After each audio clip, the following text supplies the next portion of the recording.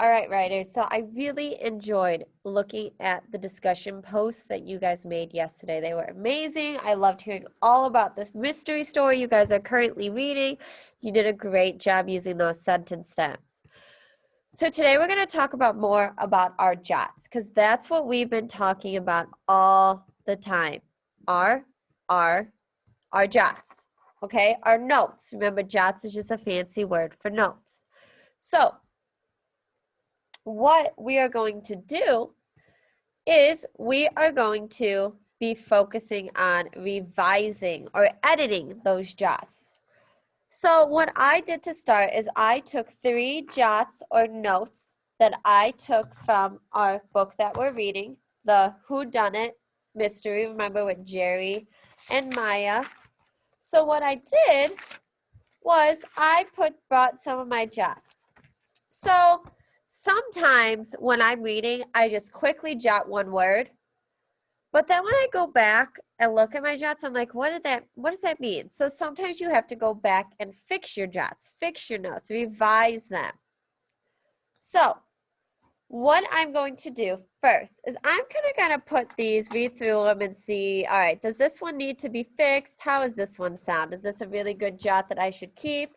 Should I edit it a little bit? Should I add to it, or is it good? So let's look at this one. Well, I added my symbol. Surprising part. So one of Mr. Carrot's employees is stealing diamonds. I think that's a pretty good jot. That's very thorough. It's a full sentence. It kind of tells me a big part of the story. The only thing that I probably should add is the page number. So I found this on page 12, so I'm going to add page 12. But other than that, I'd say this jot is pretty good. So I'm going to put it back in my book. Right now, you guys are using Epic, so put it back wherever you keep all your jots from. So I'm going to look at these 2 jots. I have customer and no clues, no suspects. Well, first I noticed I didn't even write a page number. And that's pretty important, especially when you're reading books on Epic and you cannot just stick the sticky note in your book. It's really important to write down the page number. So let's talk about this one. No clues, no suspects. So I found that over when Mr. Carrot was first talking with Maya and Jerry. So he was talking about how the police can't do any more. I found the part. Police can't do any more help because they don't have suspects. So no clues, no suspects. I should probably add the police have, I'm going to rewrite this so it makes more sense. The police have no clues or suspects. Period. Okay, that makes a lot more sense than just no clues, no suspects. Well, who has no clues, no suspects? I'm also going to put my page number. I found that ad. All right, that could go back in my book. Customer. What the heck does that mean? It must mean when there was a new customer. So we found that kind of odd. Remember how Vivian was acting towards that customer and then she gave him a kiss afterwards? That was really weird. So I'm going to go back to this jot and ask Vivian was acting, I'm going to put odd in front of customer.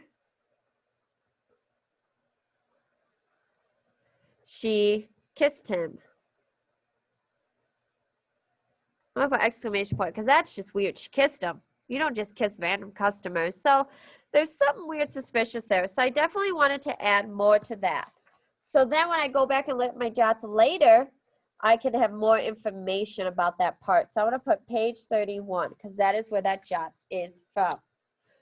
So it's really important that when you guys are making your jots, either it is on sticky notes or remember, I also have been jotting on pieces of paper so that I'm more likely to put the page number and no suspects from the police yet. Look, these jots are pretty good. So I don't know what I was thinking with my sticky note jots. I was more thorough with my paper jots. So whether you're writing your jots, your notes on a sticky note, an index card, a piece of paper you have, a notebook you have, maybe you're also using your writer's notebook as your jots, as a place to keep your jots, that's totally fine. it's always good to come back to them, to add to them, to revise them, to make them better, to make them more accurate, more detailed. So that way when you go back, you learn more information and it kind of triggers your memory like, oh yeah, that definitely happened. So what you're going to do today, after you're done watching this video, I want you to pull out your jots, all your jots that you've taken over the books that you've been reading. Look at them. See if there's any that you can edit.